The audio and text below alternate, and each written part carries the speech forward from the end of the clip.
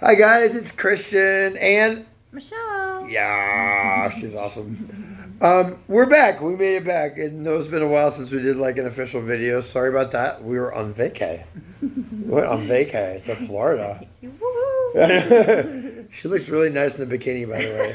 I'm just saying. I'm sorry. I'm just saying. It's true. Take it. Okay, so we are going to do kind of two parts today. We just thought it'd be kind of fun to tell you guys how we met because it's kind of a neat story.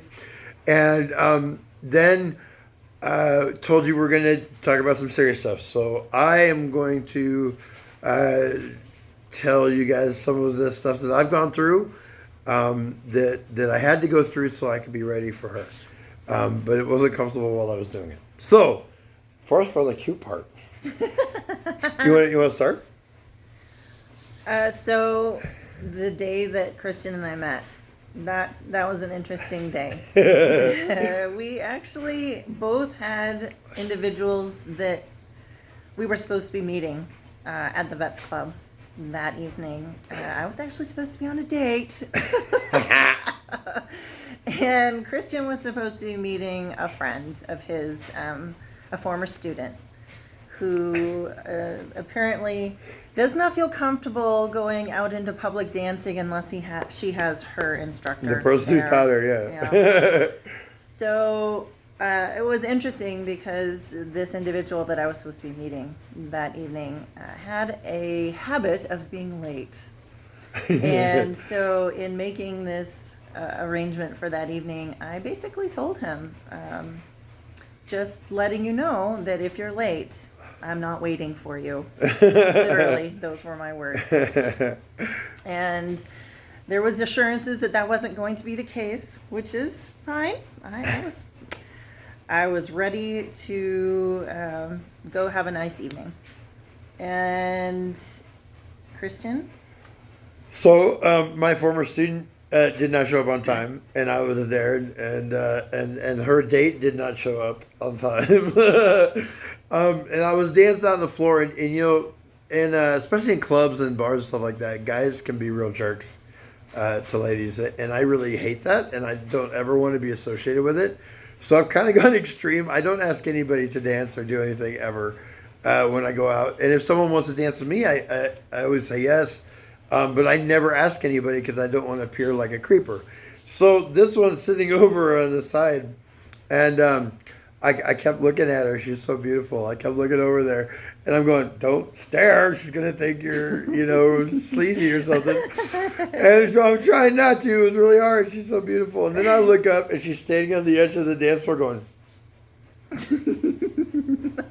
Right to me, this little sly look on her face. I'm going, "Thank you, universe." So we danced for like 2 hours. It was amazing, as if we danced together for years. And then at one point, she took a little nibble on my shoulder, and then I probably thanked the universe again. I don't remember. I blacked out a little bit. Then now I didn't know the story about who she was supposed to be with that night. So then the guy was there, and she, because she's a nice person, felt kind of bad that she wasn't dancing with him, so she went over and danced with him. Well, I didn't know what was going on, so I'm like, okay. That was a really nice 2 hours. I'm going to go home now. And we had exchanged numbers, though, and on my way home, I sent her a text. And would you like to say about the text? I just thought it was really sweet. Christian wanted to make sure that I got home safe, and he was wanting to express how much he enjoyed dancing. It was amazing with me that evening, the two of us together, and it was pretty phenomenal. There was definitely a connectiveness that I've never experienced with another person doing that. And he said that he really enjoyed it and hoped we could do it some more. And I wrote back, I hope we can do it like a million more times. Yeah. And it just was really sweet to have him express just an enjoyment and an appreciation of the time that we did get to spend together. And I definitely felt that there was a connection there. I happened to be heading out of town literally the next morning, and we stayed in contact. She texted me the next day. I was so excited. I asked him if he liked to go on hikes. And yeah, or to do lunch. And so we met and danced on the Friday. She went out of town, and then there was going to be a big snowstorm. She said, so we were talking back and forth, and she's like, well, I'm coming back Tuesday. I said, well, there's a big snowstorm. You should either come back early or come back or wait and come back after. And I said, please just get in touch with me when you get home. So she decides to come back early, and then I get a message, hey, would you mind if I came over? Yeah, no. Please. So we met on Friday, we danced for 2 hours. She came over Monday. She hasn't left. Nope. Yeah, she moved in. that's where it was right there.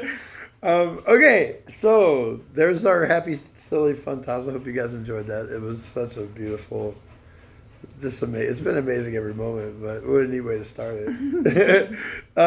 Okay, so, okay. A lot of why we started this, why we wanted to do this blog, guys, and we opened a Twitter account too, is to just talk to people who have been or are going through currently really rough times in their lives. And I'm not even talking about just love. I'm talking about anything. You know, if your life is just taking a rough turn, you don't feel like you can be yourself, things are kind of dark, you know, and it's really easy to kind of drop in that depression and start thinking after a while, well, this is it. You know, it's not going to be anything else. This is all I get.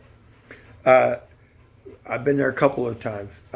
So I'm not going to go into super great detail, but I wanted to let you guys know some things just to let folks know out there who are struggling with things and battling certain things. It's okay. It's human. It's part of the deal. It's part of our journey. Keep going, please. Yeah. So I was a professional ballet dancer in the 90s. And then I taught. I was a college professor for a while. I was actually department chair in Baltimore for 5 years. And then I kind of tooled around the country a little bit, and I was a guest artist in a lot of places, master teacher. And then I got disabled. And I got a severe neuropathy in my legs where I was unable to teach, hardly walk. It was just massive pain. And I couldn't work for 3.5 years. And I didn't have my identity anymore. I'd had my whole life as an athlete and a dancer and a teacher. And I went into severe depression. And when I went into severe depression, I also started a drug addiction. And just kind of gave up on everything. Not kind of. I really did. And certainly not finding someone who would put up with all that mess, you know. After a while doing that, I pulled myself out of it and said, okay, this is ridiculous. You're more than that. What do I do now? So I started writing, and I've actually written a novel. I'm written a novel, and I'm trying to get it published. But that's what started it. It is my way to like climb back up out of this pit that I was in. I started working as an adjunct college professor again up here in the mountains. Really weird things happen, and negative stuff happened again. And I started thinking, well, shoot, should I just fall off the wagon? Should I do this? Should I do that? No. Keep going. Yeah, keep going. We were talking the other day, right, about putting one foot literally in front of the other. Just one at a time. At a time. Yeah, you know, so I fought through all that stuff, and there's a lot more. I was also, I did want to mention this for if anybody's out there dealing with this. I was also molested as a child, and so I had a lot of issues from that as well.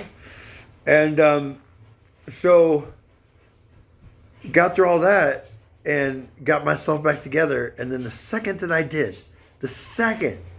I knew that I was good, that I wasn't going to fall off the path again, this one comes into my life.